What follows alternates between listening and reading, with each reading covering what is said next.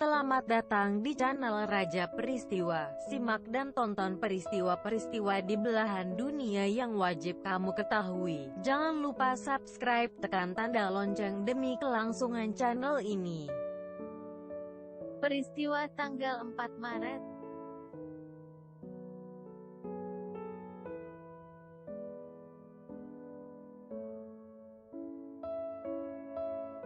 1. Frederick Barbarossa I terpilih menjadi Raja Jerman tahun 1152. Frederick pertama Barbarossa lahir pada tahun 1122 dari pasangan Frederick II, Adipati Swabia, dan istrinya Judith. Orang tua Barbarossa adalah anggota dari dinasti Hohenstaufen dan House of Welf. Ini memberinya ikatan keluarga dan dinasti yang kuat yang akan membantunya di kemudian hari. Pada usia 25 tahun, ia menjadi Adipati Swabia setelah kematian ayahnya. Belakangan tahun itu, dia menemani pamannya Konrad III, Raja Jerman, dalam Perang Salib Kedua. Meskipun Perang Salib adalah kegagalan yang luar biasa, Barbarossa membebaskan dirinya dengan baik dan mendapatkan rasa hormat dan kepercayaan dari pamannya. Kembali ke Jerman pada 1149. Barbarossa tetap dekat dengan Konrad dan pada 1152, dia dipanggil oleh raja saat dia berbaring di ranjang kematiannya. Saat Konrad hampir mati, dia memberi Barbarossa segel kekaisaran dan menyatakan bahwa adipati berusia 30 tahun itu harus menggantikannya sebagai raja. Percakapan ini disaksikan oleh Pangeran Uskup dari Bamberg, yang kemudian menyatakan bahwa Konrad memiliki kekuatan mental penuh ketika dia menamai Barbarossa penggantinya. Bergerak cepat, Barbarossa mengumpulkan dukungan dari para pangeran pemilih dan diangkat menjadi raja pada tanggal 4 Maret tahun 1152. Karena putra Konrad yang berusia 6 tahun dilarang menggantikan ayahnya, Barbarossa menamainya Adipati Swabia. Naik tahta, Barbarossa ingin mengembalikan Jerman dan Kekaisaran Romawi Suci ke kejayaan yang telah diraihnya di bawah Charlemagne. Bepergian melalui Jerman, Barbarossa bertemu dengan pangeran lokal dan bekerja untuk mengakhiri perselisihan seksi. Menggunakan tangan yang seimbang, dia menyatukan kepentingan para pangeran sambil dengan lembut menegaskan kembali kekuatan raja. Meskipun Barbarossa adalah Raja Jerman, dia belum dimahkotai sebagai Kaisar Romawi Suci oleh Paus. Pada tahun 1153, ada perasaan ketidakpuasan umum dengan administrasi kepausan gereja di Jerman. Bergerak ke selatan dengan pasukannya, Barbarossa berusaha untuk meredakan ketegangan ini dan menyelesaikan perjanjian Konstans dengan Paus Adrian keempat pada Maret tahun 1153. Berdasarkan ketentuan perjanjian, Barbarossa setuju untuk membantu Paus dalam memerangi musuh-musuh Norman di Italia dengan imbalan menjadi dinobatkan sebagai Kaisar Romawi Suci. Setelah membubarkan komune yang dipimpin oleh Arnold dari Brescia, Barbarossa dimahkotai oleh Paus pada tanggal 18 Juni tahun 1155. Saat kembali ke rumah pada musim gugur itu, Barbarossa menghadapi pertengkaran baru di antara para pangeran Jerman. Bepergian kembali ke Jerman pada akhir 1162, untuk memadamkan kerusuhan yang disebabkan oleh Henry Sisinga. Ia kembali ke Italia pada tahun berikutnya dengan tujuan menaklukkan Sisilia. Rencana ini dengan cepat berubah ketika dia diminta untuk menumpas pemberontakan di Italia Utara.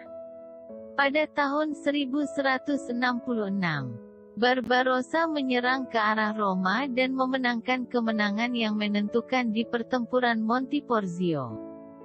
Keberhasilannya terbukti berumur pendek, karena penyakit melanda pasukannya dan dia terpaksa mundur kembali ke Jerman. Sisa di kerajaannya selama 6 tahun, dia bekerja untuk meningkatkan hubungan diplomatik dengan Inggris, Prancis, dan Kekaisaran Bizantium. 2. Robert Mugabe menjadi Perdana Menteri kulit hitam pertama di Zimbabwe tahun 1980. Putra Robert Gabriel Mugabe adalah Darwin Badua yang berasal dari hutan belantara di Kutama Mission, Distrik Zvimba, di Rhodesia Selatan. Ia menganut ajaran ateis dan belajar di sekolah Monkey Park. Ia belajar di sekolah misionari dan lulusan pertama dari 7 siswa untuk South Africa's Fort Hare University. Sekembalinya di Zimbabwe pada tahun 1960, ia bergabung dengan kelompok Joshua Nkomo dalam Partai ZANU, Zimbabwe African National Union. Melalui partai itulah, karirnya semakin bersinar. Ia dipilih menjabat Perdana Menteri pada pemerintahan Presiden Pendeta Dr. Canaan Sodindo Banana, tanggal 18 April tahun 1980 sampai 31 Desember tahun 1987, yang populer sebagai tokoh nasionalis. Sejak ia menjabat presiden pada tanggal 31 Desember tahun 1987, Mugabe menghapuskan jatah 20 kursi di parlemen dan 10 kursi senat bagi wakil masyarakat kulit putih. Penghapusan tersebut semakin melicinkan upaya Partai ZANU-PF, Zimbabwe African National Union Patriotic Front, yang merupakan gabungan dari Partai ZANU dan ZAPU, Zimbabwe African Popular Union. Pada Oktober tahun 1987, Parlemen Zimbabwe memutuskan mengubah konstitusi yang semula sistem parlementer menjadi presidensial. Jabatan presiden tidak lagi bersifat seremonial, tetapi diperkuat menjadi pemegang kekuasaan eksekutif. Setelah parlemen menganut sistem satu kamar pada tahun 1989, maka jumlah kursi di parlemen bertambah menjadi 150 kursi, 120 kursi dipilih melalui pemilihan parlemen, 8 gubernur provinsi, 10 pemuka masyarakat, dan 12 diangkat presiden, yang secara efektif mulai berlaku sejak pemilu tahun 1990. Pada pemilihan presiden yang bersamaan dengan pemilihan parlemen pada tahun 1990, Presiden Robert Mugabe terpilih kembali. Pada saat itu, jabatan wakil presiden menjadi 2, yaitu Wakil Presiden Isimon Muzenda dan Wakil Presiden 2 Dr. Joshua Nkomo. Pada pemilihan presiden tahun 1996, ia terpilih kembali. Pemilu 9–11 Maret tahun 2000 juga dimenangkannya meskipun diprotes kalangan pengamat dan dunia internasional. Morgan Tsvangirai yang menjadi calon oposisi hanya memperoleh 1.085.793, 41%, sementara Robert Mugabe meraih 1.637.642, 56% suara pemilih. Akibatnya, ia terkena cekal bepergian ke Eropa. Komunitas internasional seperti Amerika Serikat, Inggris, Eropa, Australia, Selandia Baru, dan Uni Afrika mengecam keras atas tindakan dan pemukulan politikus termasuk pemimpin oposisi. Pada tahun 2002 sampai tahun 2003, Amerika Serikat memberlakukan sanksi terhadap Zimbabwe, yakni pembatasan finansial dan visa terhadap beberapa pejabat pemerintah, larangan pengiriman perlengkapan pertahanan, dan penangguhan bantuan non-kemanusiaan antar pemerintah dua negara. Atas tindakan itu, Amerika Serikat kembali mempertimbangkan untuk sanksi baru terhadap pemerintahan Zimbabwe.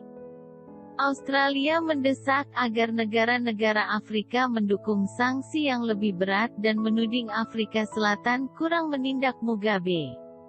Sebab itu, Australia mendorong Dewan Hak Asasi Manusia Perserikatan Bangsa-Bangsa mengeluarkan resolusi mengecam tindakan rezim Mugabe dan menuntut agar ada sanksi tegas. Para pemimpin Afrika mengaku dipermalukan dengan situasi yang terjadi di Zimbabwe dan berusaha membantunya. 3. Lahirnya Antonio Vivaldi, komponis musik dari Italia tahun 1678. Lahir di Venice, Italia tanggal 4 Maret tahun 1678, Vivaldi mewarisi kemampuan bermusik dari ayahnya, Giovanni Battista Vivaldi, yang juga merupakan pemain biola di Katedral San Marco. Dalam usia yang masih muda, Vivaldi telah diajari bermain biola oleh ayahnya. Mereka juga berkeliling Venice untuk mempertunjukkan permainan biola. Karena kondisi keluarganya yang miskin, Vivaldi akhirnya mengikuti pelatihan kependetaan. Pada abad ke-17, cara ini biasa ditempuh untuk memperoleh pendidikan gratis. Ia mengikuti pelatihan kependetaan pada 1693 di gereja lokal, S. Geminiano dan S. Giovanni di Oleo. Ia diteguhkan pada 1703 dan sempat melayani sebagai imam Katolik sampai akhirnya memutuskan mundur pada akhir tahun 1706. Ada kisah tersendiri di balik mundurnya Vivaldi dari posisinya sebagai seorang imam pendeta. Vivaldi menyebutkan alasannya mundur dikarenakan penyakit asmanya. Meski demikian, ada juga yang mencurigai mundurnya Vivaldi dari posisi itu dikarenakan minat dan aspirasinya yang begitu besar akan musik. Setidaknya, ada 4 tahap dalam karir Vivaldi. Sebagaimana dikemukakan oleh Frederick Delamere. Tahapan pertama ialah ketika ia diakui sebagai seorang yang brilian dalam musik instrumental. Pengakuan ini diperolehnya ketika salah satu penerbit di Italia, Sala, yang diikuti penerbit ternama asal Belanda, Roger, mencetak 2 opus sonata dan koleksi revolusioner konserto biola milik Vivaldi, Estro Armonico, 1711, dan La Stravaganza, 1714. Reputasinya yang mencapai Jerman ini membuat Johann Sebastian Bach memuji Vivaldi, bahkan Bach sendiri mendapatkan inspirasi dari karya Vivaldi. Tahap kedua dalam karirnya ialah ketika ia mulai mengajar di Ospedale della Pietà. Di sini Vivaldi bertugas sebagai guru musik, membeli instrumen-instrumen musik bagi murid-muridnya dan orkestra yang dipimpinnya ini. Dan Vivaldi berhasil membekali para penghuni Ospedale della Pietà ini dengan kemampuan paduan suara dan kemampuan bermusik yang sangat baik. Di bawah arahannya, para penghuni Ospedale della Pietà ini senantiasa menampilkan kualitas musik yang sangat tinggi. Lalu pada tahap ketiga, Vivaldi mulai merambah dunia teater dengan opera-operanya. Opera pertamanya ditampilkan pada bulan Mei tahun 1713 di Vicenza, yaitu Ottone in Villa.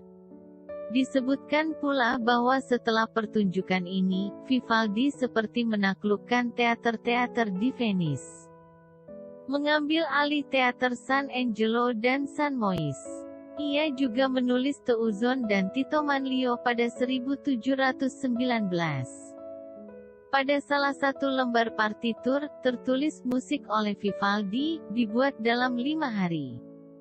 Lalu pada 1720, giliran La Condus Oceano Liveri Amici yang ditampilkan. Tahap keempat dari karirnya ialah perkembangan kegiatan musiknya sebagai seorang komposer pribadi. Dalam masa-masa ini, Vivaldi menerima pesanan komposisi musik, biasanya dari kaum bangsawan. Bahkan Raja Louis ke-15 dari Prancis pernah memintanya menulis komposisi Serenade la Sena Festegiante, Festival di Sungai Sen, yang ditulis setelah 1720 merupakan salah satunya. Terima kasih sudah menonton video ini. Jangan lupa tonton video-video lainnya.